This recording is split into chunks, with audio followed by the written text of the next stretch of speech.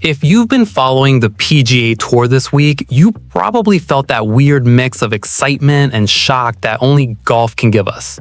Because in the middle of one of the most iconic weeks on the schedule, two completely different stories unfolded. And both of them say a lot about where the tour is right now. One of them involves a superstar returning to competition after surgery, a player who fans expected to come back hungry and ready to make a statement. But what actually happened on the course shocked a lot of people watching. And at the same time, the Cutline drama at Bay Hill turned into absolute chaos. Big names fighting just to survive the weekend, some barely making it, some collapsing right at the finish, and others suddenly charging up the leaderboard when nobody expected it. If you watched the rounds, you know exactly what I mean. It was one of those days where the leaderboard kept changing and every hole felt like it mattered. So today we're going to talk about two major stories coming out of the Arnold Palmer Invitational. One that left fans genuinely worried, and another that completely shook up the tournament heading into the weekend. But before we dive into it, real quick, if you're a true PGA Tour fan and you enjoy talking about the tour like this, go ahead and drop a like and subscribe to the channel. PGA Tour Today is a brand new channel, and the first goal is to reach 10,000 subscribers with people who actually love following the PGA Tour week after week. So let's start with the first story, because honestly, this was one of the toughest things to watch this week, if you're a fan of Justin Thomas. Coming into the Arnold Palmer Invitational at Bay Hill, a lot of people were curious about one thing. How would Justin Thomas look in his first tournament back after back surgery? Back on November 13th, Thomas underwent a microdiscectomy to relieve pain in his lower back. At the time, he was ranked number 5 in the world, and the expectation from fans was that once he returned, he'd slowly work his way back into form. But Bay Hill turned out to be brutally difficult for him. His first round already put him in a deep hole. Thomas shot 79, which immediately placed him far down the leaderboard and fighting just to stay in the tournament.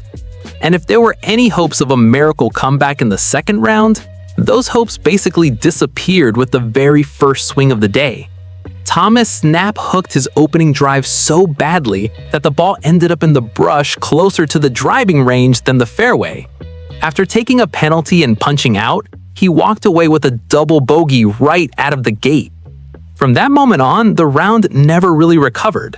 He finished the day with another 79, meaning back-to-back rounds of 79 and a 14 over par total after 2 days. And just like that, Justin Thomas missed the cut at Bay Hill for the first time in 5 starts at the Arnold Palmer Invitational.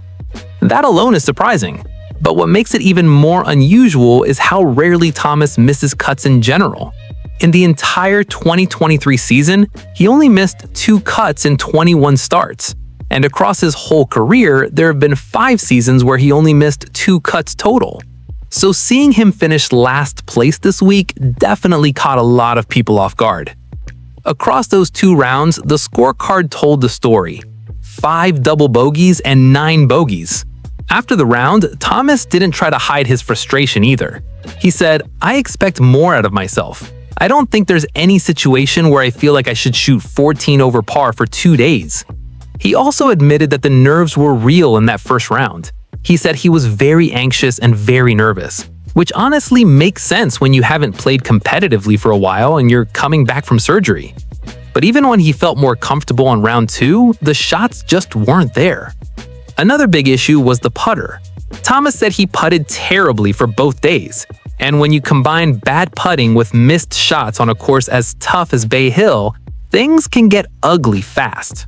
And in a moment that actually showed a lot about his mindset, Thomas explained that once he realized the cut was basically out of reach, he used the back 9 of his second round to experiment.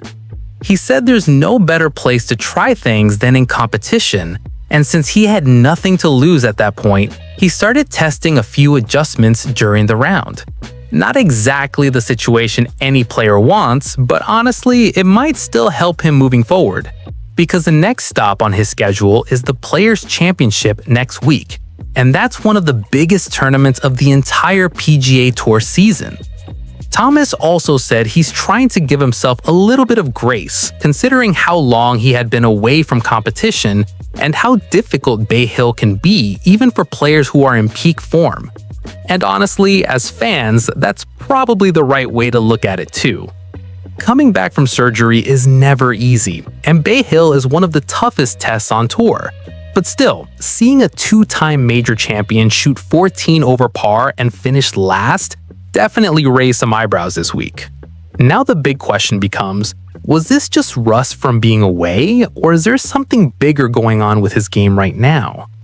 And while that story was unfolding, something else was happening around the Cutline at Bay Hill that turned the second round into absolute drama. Because several big names were fighting just to survive the weekend, and one player in particular had another heartbreaking finish. Let's talk about that next. So while the Justin Thomas situation was getting a lot of attention, the second big story at Bay Hill was the absolute chaos around the Cutline. And if you were watching the leaderboard on Friday, you know exactly what I'm talking about. It felt like every few minutes the situation was changing. Several big names were right on the edge, trying to survive and make it to the weekend at the Arnold Palmer Invitational. One of the players everyone was watching closely was Shane Lowry. And honestly, this one was tough to see if you followed what happened to him just last week. At the Cognizant Classic, Lowry was right there in position to win the tournament, but things fell apart late in the final stretch and the victory slipped away. So coming into Bay Hill, a lot of fans were curious to see how he would respond. Unfortunately, the start wasn't great. Lowry shot 2 over par in the first round, which immediately put him on the wrong side of the projected cut line heading into Friday.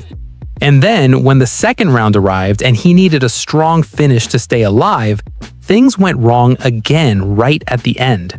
On the 18th hole, Lowry made a bogey that pushed him just over the final cut line, meaning he missed the weekend by the smallest margin. It was another really frustrating finish for him, especially after what happened the week before. But while Lowry was falling short, another player who had just won a tournament managed to keep his momentum going. Nico Echevarria, who lifted the trophy last week, did just enough in the second round to stay inside the cut line and keep playing this weekend.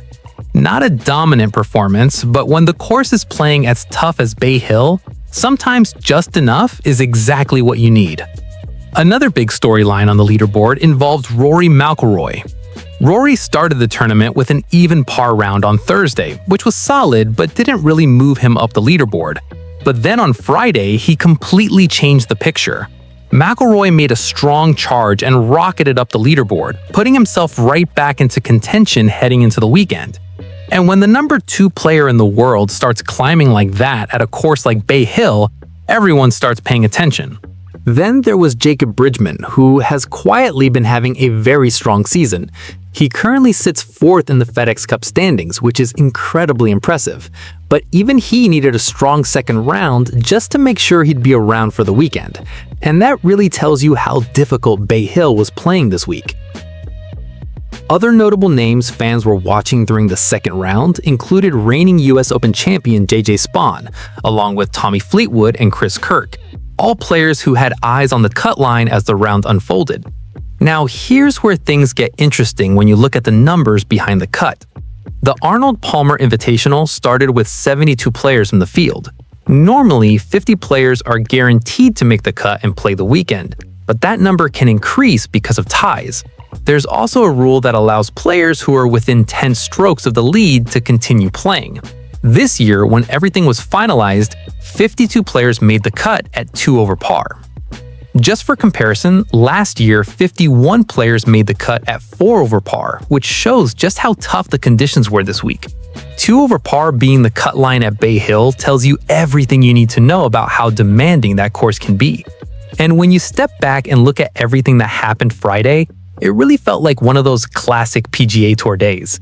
The Cutline drama, big names battling just to survive, and the leaderboard constantly shifting. Now, when you connect both of these stories, Justin Thomas struggling badly in his return, and the brutal battle around the Cutline at Bay Hill, it actually says a lot about the current moments on the PGA Tour. Because right now, the level of competition is incredibly high. Even elite players can have a rough week. Even stars can miss the cut. And every single round feels like it matters more than ever. And honestly, that's part of what makes following the PGA Tour so exciting. You never really know what's going to happen from one tournament to the next. But I'm curious what you think. Do you think Justin Thomas will bounce back quickly at the Players' Championship? Or do you think it might take him a few tournaments to find his rhythm again after the surgery? Go ahead and leave your thoughts in the comments. And if you enjoy talking about the PGA Tour like this, leave a like on the video, it really helps the channel. Also, consider subscribing to PGA Tour Today. The channel's brand new and the first big goal is to reach 10,000 subscribers with real golf fans who follow the tour every week. Thanks for watching, and I'll see you in the next one.